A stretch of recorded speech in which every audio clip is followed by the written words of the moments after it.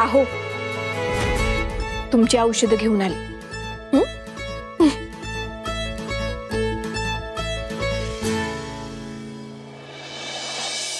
अरे वा भाऊ, तुम्हाला बाकीचं काय आठवत नाही, पण फार वेळ लागलं तरी धैर्य मुजुमदारच्या नावावर जमिनी करायचं एवढं पण तुमच्या लक्षात राहिलं.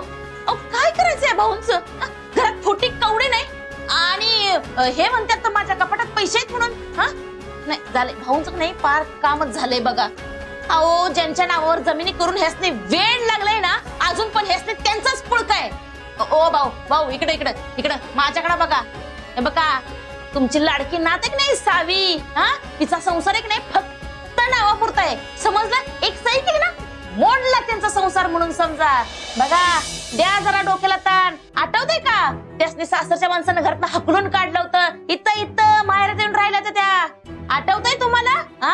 बघा, जरा द्या डोक्याला ताण. तो धैर्य मुजुमदार तुमच्या शाळेवर बुलडोजर घेऊन आलता, बुलडोजर.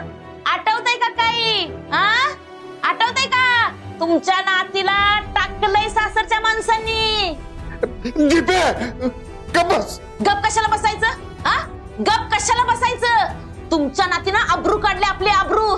लय वाईट वेळ आणले ह्या घरावरती. आणि तो धैर्य मुजुमदार त्यांना फसवलंय, त्यासनी तुम्हाला फसवलंय. तुमच्या जमिनी लुबाडल्यात त्यांनी. दीपे, दीपे, तोंड बंद ठेव तुझा. धैर्याने कोणाला फसवलेलं नाही, ते फसवे नाहीयेत. चांगला माणूस आहे तो. माझी सावी सुखात आहे.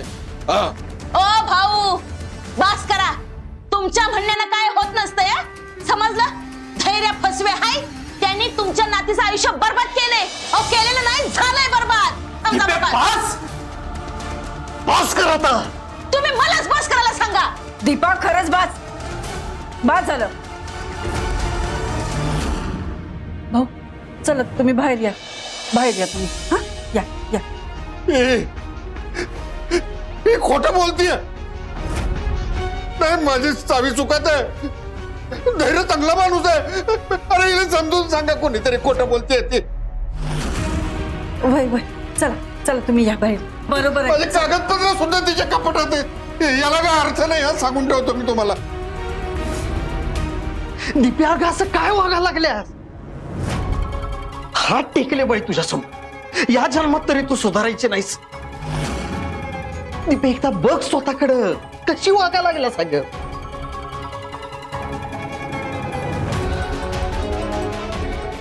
बघायला कशाला पाहिजे? अहो, ठरवून केलंय मी हे सगळं. ह्याच तर पेमेंट होतंय मला.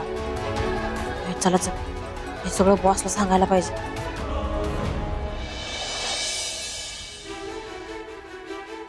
धैर्य, बरं वाटतंय ना आता?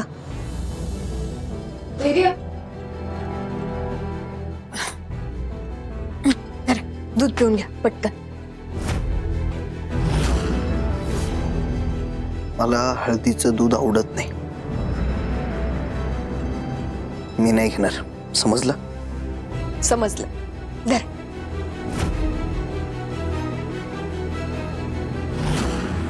मी काय सांगितलं ते ऐकायला आलं नाही का तुला? मला हळदीचं दूध आवडत नाही. धैर्य, ही वेळ ना आवड निवड ठरवायची नाहीये, बरी व्हायची वेळ. आणि तुम्ही एकदा बरे झाला ना, मग तुम्हाला पाहिजे ते सगळं करून खायला घालेल मी. धरा, प्या पटकन.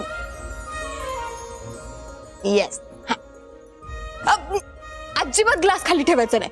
असं काय करताय तुम्ही? अहो, हळदीचं दूध येते. हळदीच्या दुधात किती रोग प्रतिकार शक्ती असते माहितीये तुम्हाला? आणि त्याच्यानंतर तुम्हाला अजून औषधं घ्यायची. पटकन प्या बघू, सगळं दूध संपवून टाका. आणि औषधं घेतली ना की एकदम झोपून जा. अजिबात फोनवर टाइमपास करत बसू नका. धरा बघ, धरा, घ्या औषध. लहान बाळ नाहीये मी. मला कळतं औषधं कधी आणि कशी घ्यायची ती. धैर्य, अहो मी देते. आणि इकडे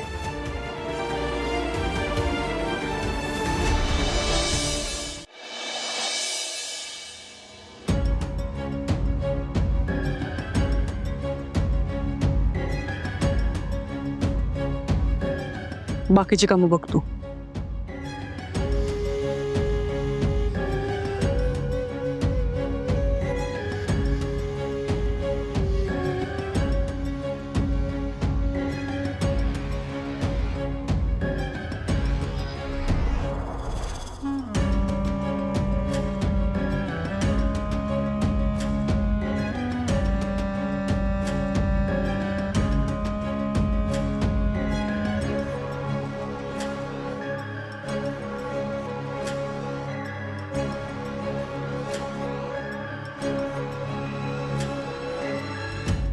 मला मला तुझी होणारी चिडचिड वैताग सगळं कळते धैर्य.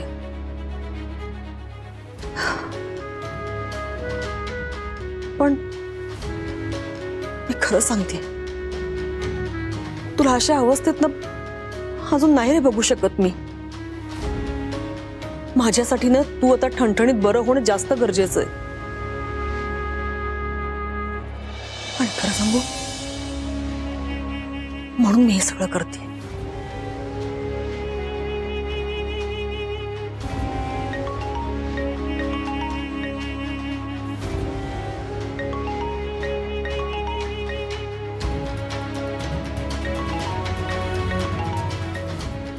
आलेच मी.